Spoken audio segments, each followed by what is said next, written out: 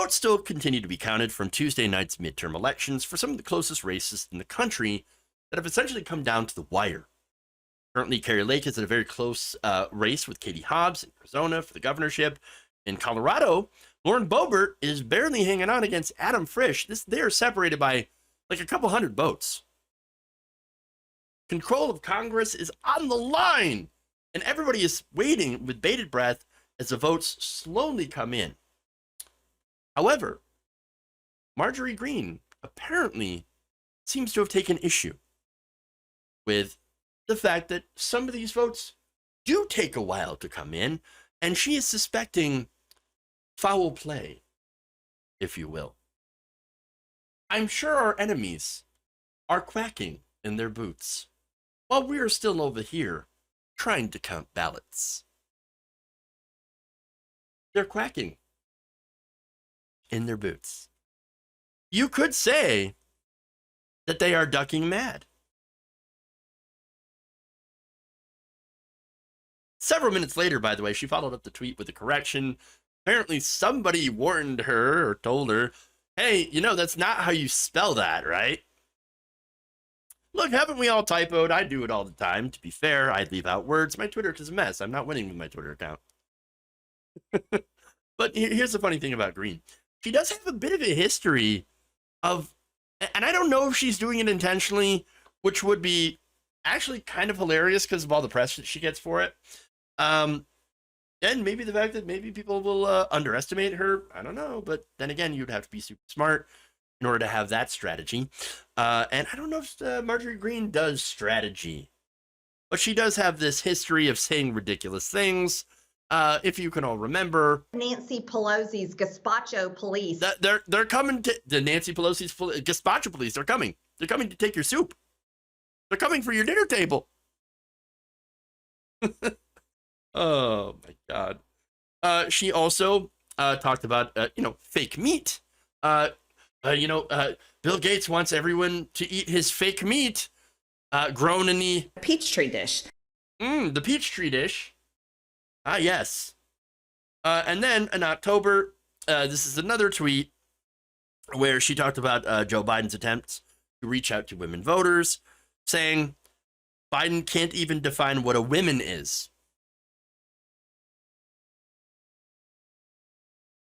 A women. A women.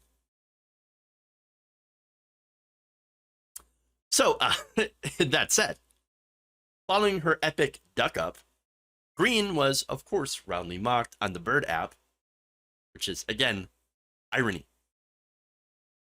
Let's show you that here. Hey!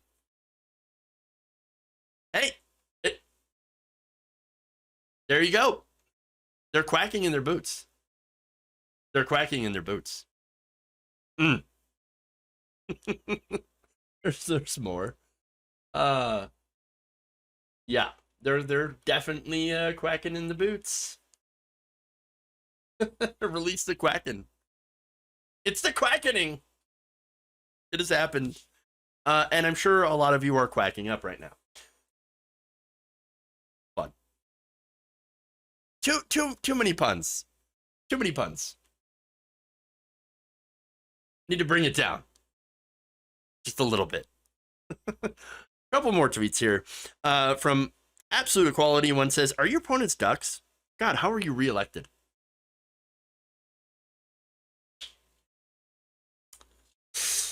The Southern Lib says, quacking JFC. And out of curiosity, I just checked to see if autocorrect turned quaking into quacking. And it doesn't. That's how she thinks it's spelled. Fun for all. But look, let's get to a serious point.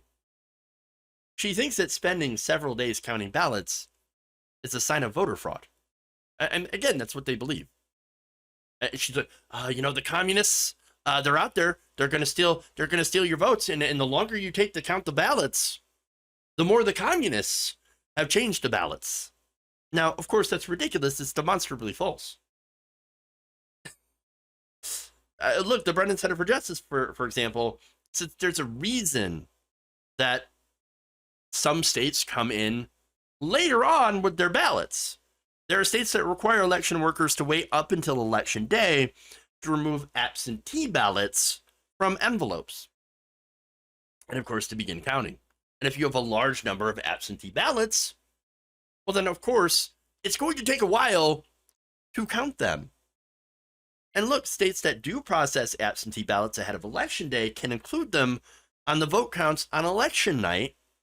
But since every state seems to want to have a different way of running their own elections, we often do have to wait for some of these states to catch up to the rest of us.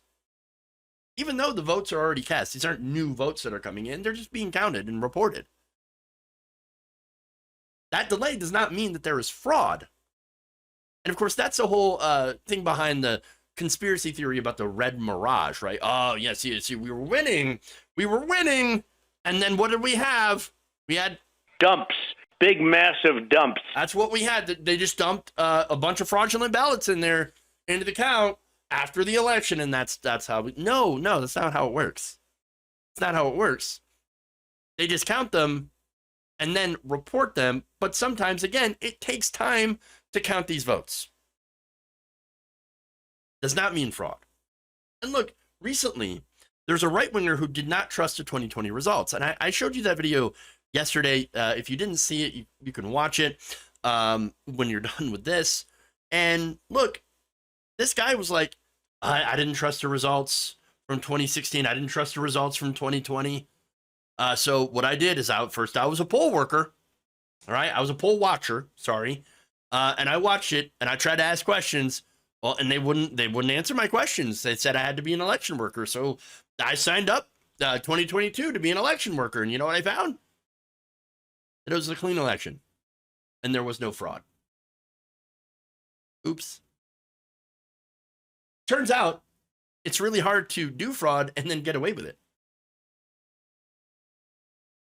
And we do hear stories of voter fraud a lot lately from a lot of Trump supporters are like, oh yeah, I voted for Trump twice. Why? I thought it was Democrats that did voter fraud. Well, you know, they do, but I did too.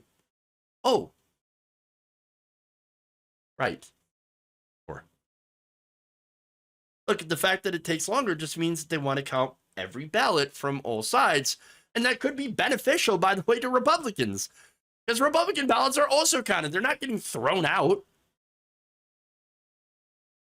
So, look, I can guarantee you, by the way, that if Lauren Boebert and Kari Lake do win their respective races, just by a hair, well, they're going to drop the voter fraud narrative. Or they're going to say, well, you know, they won despite mass voter fraud. Really? Well, if voter fraud is the deciding factor, then wouldn't you have done enough fraud to win? That wouldn't make sense, would it? To do all the voter fraud just to not win by a couple of hundred votes. No, if you're going to do voter fraud, you're going to be in it to win it. It's a ridiculous narrative. And it doesn't make sense in so many different ways. Every time you try to, dissect it and be like, wait a minute, let's look at this logically, that doesn't make any sense. But it doesn't have to make sense for them. Look, in their minds, if they win, it's a mandate. It's the will of the people. The American people have spoken. But if a Democrat wins, for people like Marjorie Greene, they think, well, it's got to be fraud. It has to be fraud. It's not. You're just a lunatic.